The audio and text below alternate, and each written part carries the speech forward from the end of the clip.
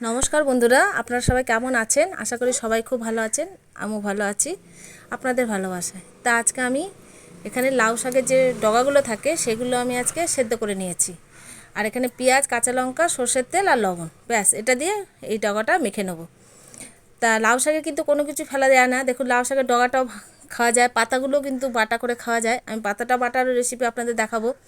তারপরে আবার যে ডাঁটাগুলো হয়, সেই ডাঁটাগুলো পাতা দিয়েও যে পোস্ত দিয়ে হয়, সে লাউ শাক রান্না করা হয়, সেটাও কিন্তু খুব ভালো লাগে। কিন্তু এই ভাতেটা আপনারা কে কে খেয়েছেন অবশ্যই কিন্তু কমেন্ট করে জানাবেন। কিন্তু খুব সুন্দর হয় ভাতেটা, আমরা ছোটোবেলা থেকে খেয়ে আসছি, খুব ভালো লাগে। একটু ঝালঝাল করে মাখতে হবে। আর কী কী রান্না হয়েছে তার সাথে দেখিয়ে দিই। এখানে ছিল ভাত, আর এখানে ছিল এই যে অরহর ডাল হয়, অরহর ডাল কচু দিয়ে করেছিলাম, খুব ভালো লাগে অরহর ডাল কচু দিয়ে। একটুখানি ঘি লাস্টে দিয়েছিলাম।